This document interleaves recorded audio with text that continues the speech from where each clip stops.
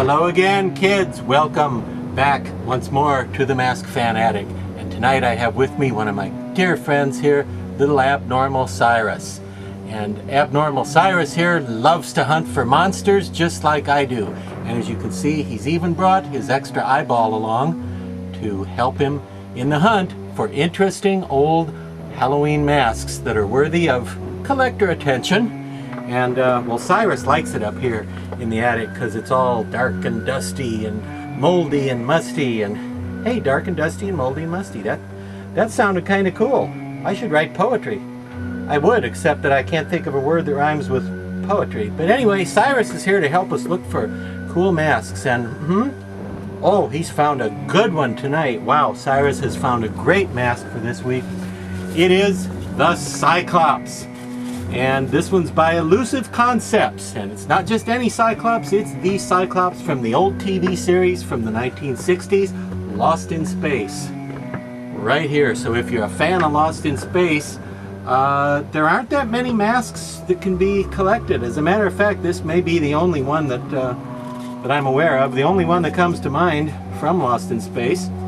A lot of today's sci-fi fans grew up on shows like that, but well, Lost in Space had a lot of monsters on it, but it didn't have a lot of really distinctive ones. Most of them tended to be kind of nondescript, lumpy, drippy, blob-headed kind of creatures who weren't really well, they were plenty good enough to scare kids who were watching TV, but they weren't really the kind of thing that everybody would want in their mask collections. So it wasn't until 1998, the year that the Lost in Space Hollywood movie came out, which, now, back before we all knew the movie was going to be terrible, we thought it was going to be a good movie, and as it turned out, it had very little to do with the show Lost in Space, other than character names. So, you know, people leaving the theater in 1998 might have been going, oh, Jill, oh, the pain, oh, William, you know, but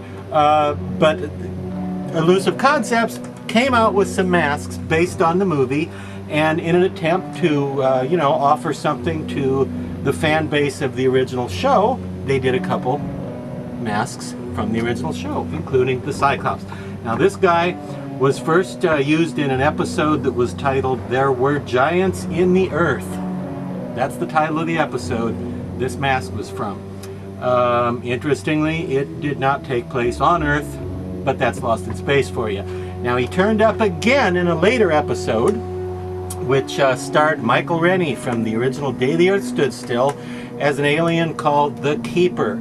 And in that episode, tons of monsters escaped from Michael Rennie's spaceship, and they just needed it to look like dozens and dozens of aliens from different planets escaping, and they only had about 4 costumes. So I saw that one when I was a little kid, and even then I noticed, hey, that's the same 4 monsters leaving the ship over and over, but what are you going to do? Television.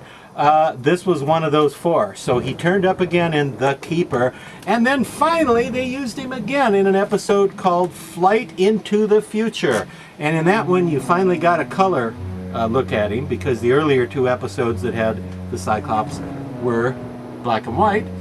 But you finally got a good look at him in color in Flight into the Future, and this is about what he looked like. Kind of a tan face, brown hair, and well, as you can see, it's a full head latex mask. Pretty deluxe, pretty nice quality.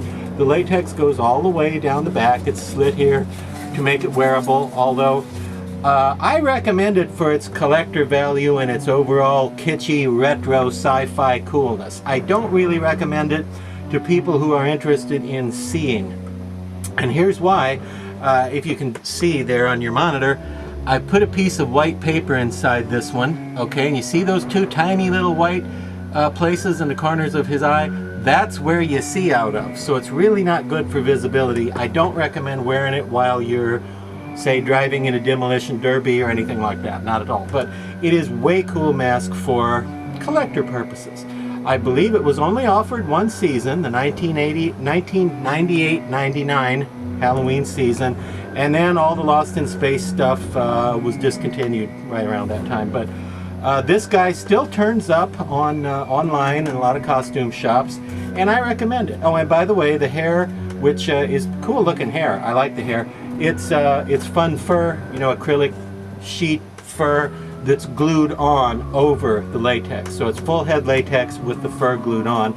I think it works. I think it looks a lot like he looked in the episode, and it's a cool mask. So look for the Lost in Space Cyclops, and for heaven's sake, be careful if you're up here in our attic.